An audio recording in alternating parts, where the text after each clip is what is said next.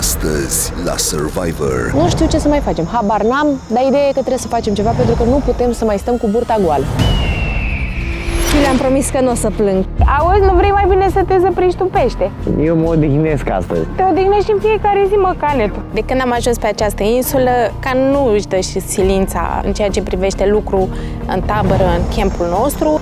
Mi se pare foarte ciudat, a trecut foarte puțin timp și deja suntem 7-8 persoane, nu știu ce se întâmplă. Nu, dar trebuie să câștigăm, trebuie să, nu știu. Imunitatea mai ales. Jocul care poate schimba din nou echilibrul acestei competiții. Bravo, bravo! Cei care câștigă pot fi siguri că vor avea o săptămână liniștită. Nimeni din tribul lor nu va părăsi competiția. Cristi, vrei să plec acasă?